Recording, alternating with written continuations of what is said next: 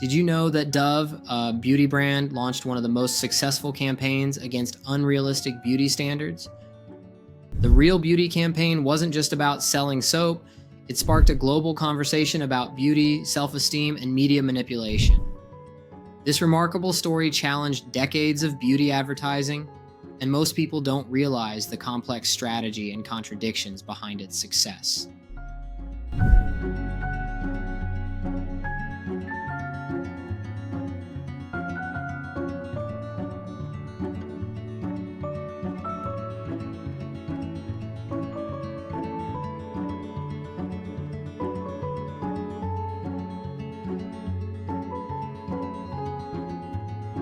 In the early 2000s, the beauty industry was dominated by images of unattainable perfection. Dove, owned by Unilever, conducted a global study and found a shocking statistic. Only 2% of women worldwide describe themselves as beautiful.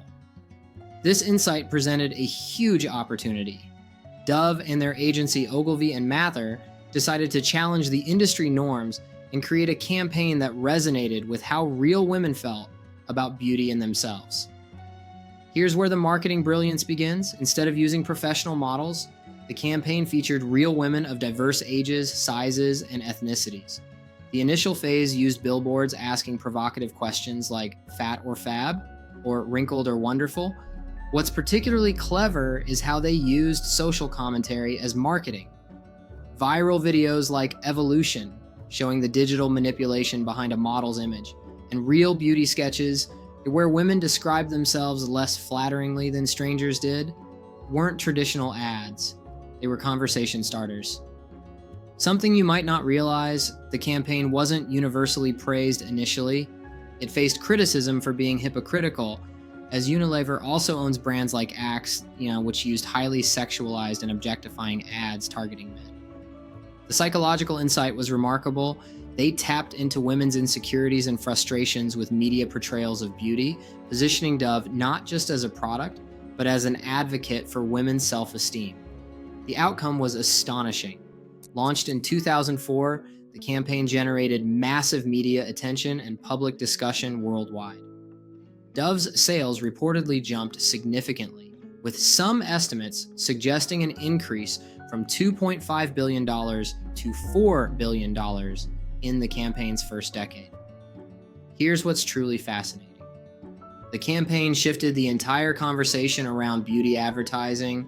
Many other brands followed suit, featuring more diverse and realistic portrayals of women in their marketing.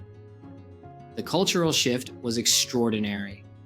Real beauty became a benchmark for purpose-driven marketing. Dove successfully positioned itself as a brand that cared about women's well-being, building immense brand loyalty and positive sentiment.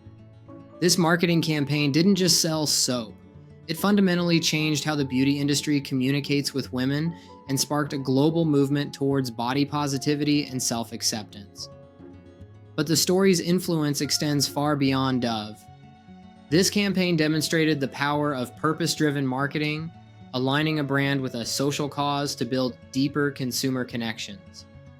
Something most advertising discussions overlook, the campaign's success relied heavily on earned media and viral sharing, proving that compelling content could be more effective than massive traditional advertising budgets.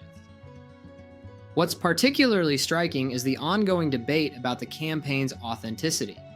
Critics argue that it ultimately still profits from the beauty standards it critiques, selling products designed to make women feel better about their appearance. The technique was so effective that themevertising, advertising that uses pro-female talent, messages, and imagery to empower women and girls, became a major trend. And here's what most people never realize. One of the most celebrated campaigns for promoting realistic beauty standards was created by a multinational corporation that simultaneously profits from traditional beauty ideals through its other brands, a complex example of marketing's power and its inherent contradictions. This is marketing manipulation. The campaigns we explore didn't just sell, they changed how we think, act, and live. Understanding them gives you power. Want to apply these same principles to sell a lot more of your stuff? Visit benmcgary.com to learn how. Until then, subscribe for more.